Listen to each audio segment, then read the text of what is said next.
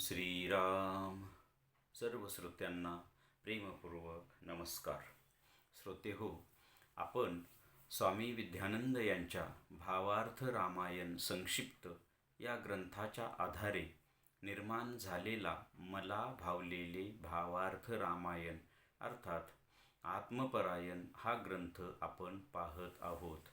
आज युद्धकांडातील अध्याय 52वा हनुमंत मकरध्वज भेट या अध्यायातील राहिलेला भाग म्हणजेच साधकाच्या दृष्टीने पाहू हा भाग आज आपण पाहणार आहोत. ओम श्रीराम. साधकाच्या दृष्टीने पाहू. साधकाच्या अंतरंगातील युद्धभूमीवर आता त्या अशुद्ध अहंकाराच्या म्हणजेच रावणाच्या दोन वामशक्ती अहंता व महंता म्हणजेच अहिरावण व महिरावण आता त्या अंतरंगाचे निरीक्षण करत आहेत. तेव्हा त्यांना संवेदित होते की हा प्राण म्हणजेच हनुमंत बलवान व चैतन्यमय आहे. तसेच तो आपल्या आत्मस्वरूप सद्गुरूंशी म्हणजेच श्रीरामांशी एकरूप असल्यामुळे अखंड सावधान आहे. तेव्हा ते दोघे विचारमग्न होतात की आता कसे करावे, आणि हे सर्व त्या आत्मस्वरूप सद्गुरूंना अंतर्ज्ञानाने संवेदित होते. तेव्हा ते कृपाळू सद्गुरू त्यांच्याही उद्धाराची योजना करतात. मग ते आत्मस्वरूप सद्गुरू त्या प्राणाला संकेत करतात की तुझ्या तत्वरूपाचा म्हणजेच शेपटीचा भक्कम असलेला पहारा काढून घे. तेव्हा तो प्राण आपल्या आत्मस्वरूप सद्गुरूंच्या आदेशाचे पालन करतो व स्वस्थ होतो. मग त्या दोन्ही वामशक्ती अहंता व महंता आपल्या अहंतेच्या व महंतेच्या बळावर आत्मस्वरूप सद्गुरू व त्यांच्या दिव्य मनाला म्हणजेच राम आणि लक्ष्मणाला सुषुप्ती अवस्थेतूनच थेट खाली अवचेतनात म्हणजेच पाताळात घेऊन जातात व त्यांच्या रक्षणाची जबाबदारी प्राणाचा अंश असलेल्या नक्रपुत्रास म्हणजेच मकरध्वजास देतात. इकडे अंतरंगातील त्या युद्धभूमीवर सर्व मंडळींचा म्हणजेच वानरसेनेचा गोंधळ उडतो. मग तो प्राण दिव्य मातेला आवाहन करतो. तेव्हा त्या दिव्य मातेकडून त्या प्राणाला अवचेतनाचा संकेत मिळतो. मग तो प्राण अवचेतनात उतरतो. तिथे प्राण व त्याचा अंश एकरूप होतात व पुढील कार्याची तयारी करतात. आता आपण या साधकाच्या दृष्टीने पाहू. यामधील सुद्धा जो राहिलेला भाग आहे तो आपण पुढील भागात पाहूया. आता या साधकाच्या दृष्टीने पाहू या भागाचा आपण थोडक्यात सार पाहण्याचा प्रयत्न करू. आपण पाहिलं की कथेमध्ये अहंता अहिरावण आणि महिरावण युद्धभूमीवर उपस्थित होतात. त्या संपूर्ण श्रीराम सेनेचं ते टेहाळणी करतात. त्यांच्या लक्षात येतं की हनुमंत इथे महान योद्धा आणि अखंड सावध आहे. मग आता काय करायचं. तेव्हा श्रीराम त्यांचं सगळं मनोगत जाणून त्यांचाही उद्धार करावा, कारण ते देवीचे उपासक असतात. राक्षस असले तरी देवीचे उपासक असतात. म्हणून श्रीराम त्यांच्या उद्धाराची योजना करतात आणि हनुमंताने त्यांच्या शिबिराच्या बाहेरून जो शेपटीचा कोट म्हणजेच कवच तयार केलेला आहे ते काढायला सांगतात. त्यानंतर श्रीराम लक्ष्मण झोपेत असतानाच अहिमई त्यांना पाताळात घेऊन जातात. तिथे मकरध्वजाची भेट होते, त्यांची पितापुत्रांची ओळख होते. ही कथा आपण मागच्या भागात पाहिली. आता साधकाच्या दृष्टीने आपण पाहतोय तर साधकाच्या अंतरंगात ही अहंता आणि महंता या दोन शक्ती कुठं आहेत माहिती आहे का?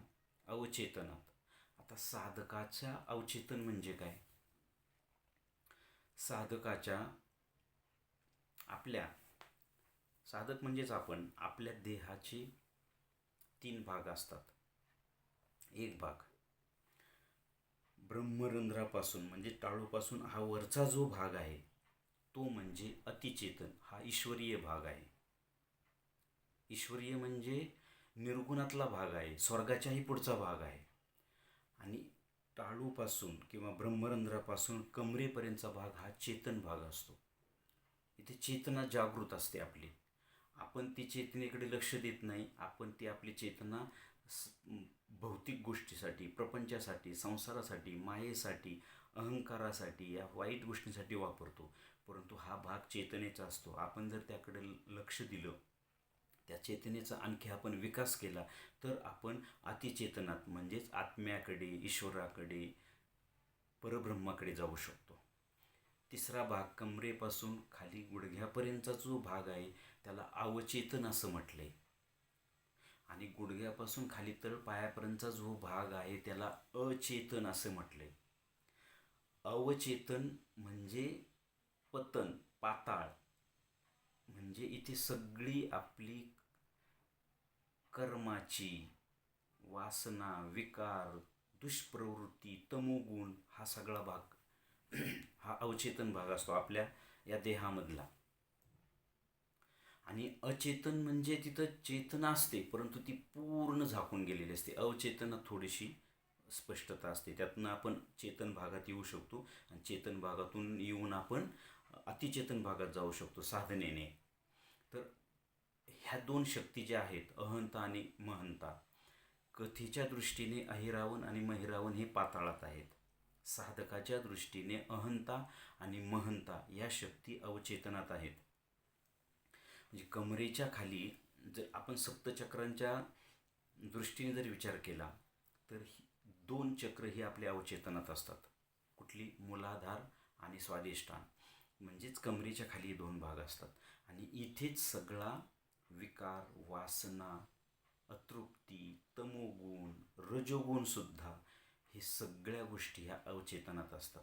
आणि ह्या 2 शक्ती अवचेतनात आहेत आणि त्या अवचेतनातून त्या 2 शक्ती आता चेतन भागात आलेल्या आहेत.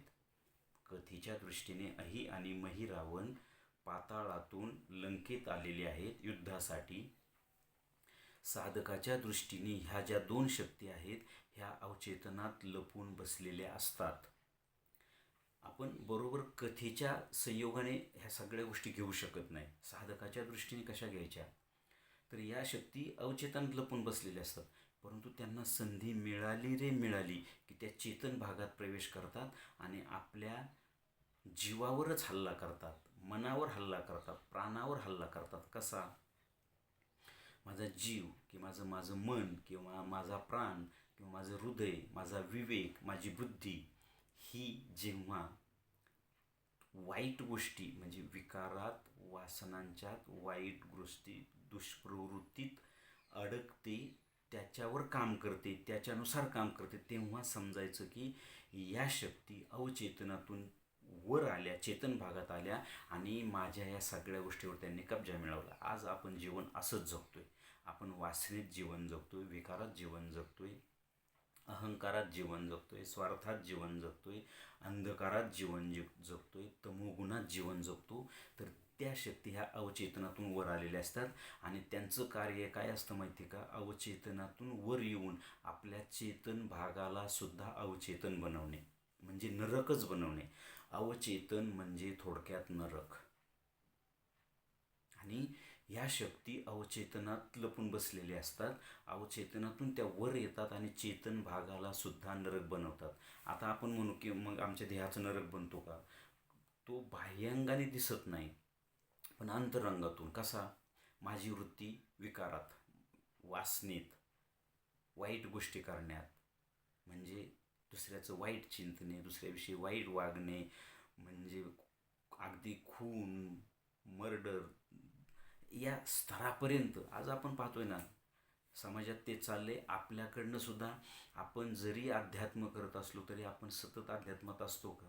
आपल्यात अशी वाईट गोष्टी, वाईट विचार, वाईट ह्या गोष्टी येतातच ना. त्या कुठून येतात?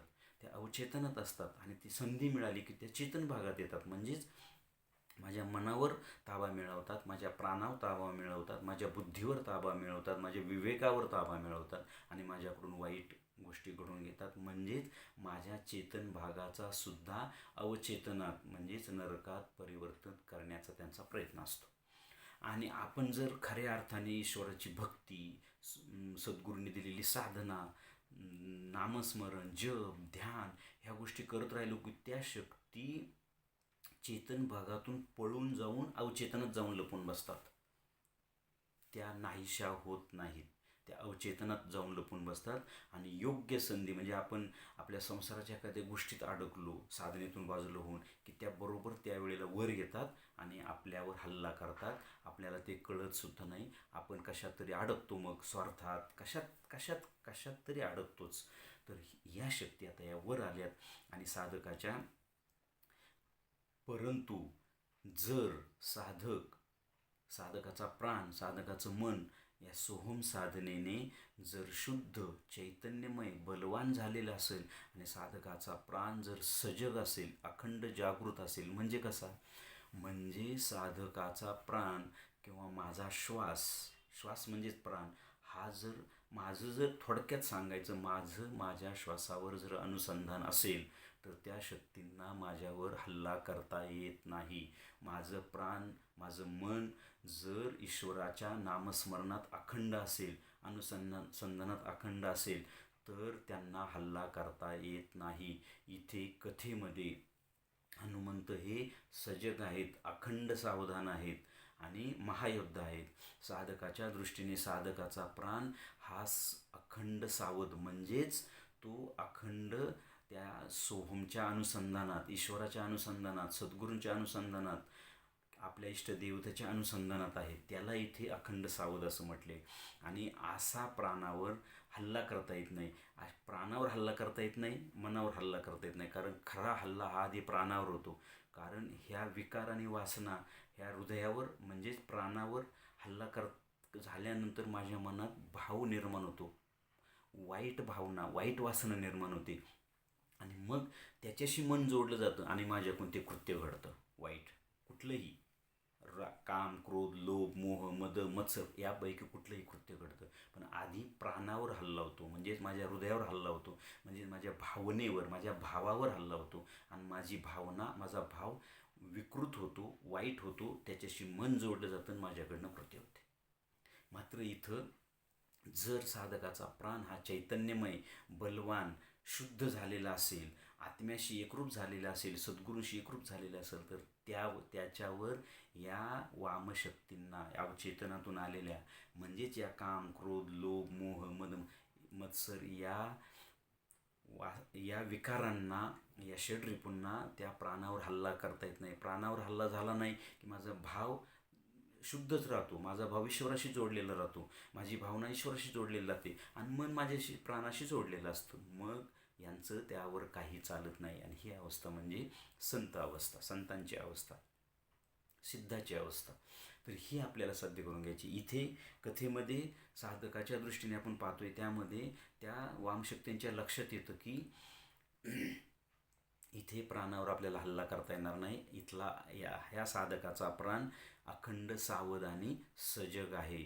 मात्र सद्गुरूंना या विकारांचं सुद्धा उन्नयन करायचं असतं, या विकारांना सुद्धा उत्क्रांत करायचं असतं, या विकारांना सुद्धा शुद्ध करायचं असतं, या विकारांना शुद्ध करून वैश्विक स्तरावर न्यायचं असतं. आणि म्हणून आत्मस्वरूप सद्गुरू योजना तयार करतात त्या विकारांचं सुद्धा शुद्धीकरण करण्यासाठी. आणि म्हणून ते प्राणाला थोडंसं स्वस्थ राहायला सांगतात, त्यांना वर येऊ दे आणि तुझ्या शक्तीने तू त्यांना शुद्ध कर. साधकाच्या दृष्टीने, कथेच्या दृष्टीने श्रीराम त्या अहिरावणाचा आणि महिरावणाच्या उद्धाराची योजना करतात, कारण ते थोडी देवीचे उपासक असतात. ह्या वामशक्तीसुद्धा त्यांच्या शक्तीकडून येते, ईश्वराकडूनच आलेली असते, पण त्याचा वापर ते वाईट करतात म्हणून ते वामशक्ती होतात. मग त्यांनाही शुद्ध करायची योजना आपल्या ठिकाणी असते. आणि असं संपूर्ण शुद्धीकरण झाल्याशिवाय या देहाचा उद्धार होत नाही. नुसत्या मन प्राणाचं शुद्धीकरण झालं तर जीवाचा उद्धार होतो, परंतु या बाकीच्या सगळ्या घटकांचा उद्धार होत नाही. यांच्या उद्धारासाठी या अवचेतनाचे शुद्धीकरण करावं लागतं. आणि म्हणून सद्गुरू ही योजना करतात. आणि मग पुढे त्या वामशक्ती सद्गुरूंशी येऊन जोडल्या जातात, त्यांनाही कळत नाही, आणि सद्गुरू मग तिथे त्या योजना करतात त्यांच्या शुद्धीकरणाची. ही आता आपण इथे लिहिताना कथेला धरून लिहावं लागतं, म्हणून त्याला मर्यादा पडतात. परंतु आपण नीट विचार करायचा की या अवचेतनातल्या शक्तींना वर काय येऊ दिलं सद्गुरूंनी, तर त्यांच्या शुद्धीकरणासाठी. म्हणजेच अवचेतनाचं शुद्धीकरण करायचं असतं, अचेतनाचं शुद्धीकरण करायचं असतं, तेव्हा संपूर्ण देहाचा उद्धार होतो आणि वैश्विक दृष्टीने या संपूर्ण विश्वाचा उद्धार होतो. हे महान खूप मोठं कार्य आहे, परंतु साधकाने स्वतःपुरतं तरी करायला हरकत नाही, करायलाच पाहिजे. हेच या अध्यायाचं सार असावं असं मला वाटतं. श्रीरामार्पणमस्तु. हरिओम तत्सत. ब्रह्मार्पणमस्तु.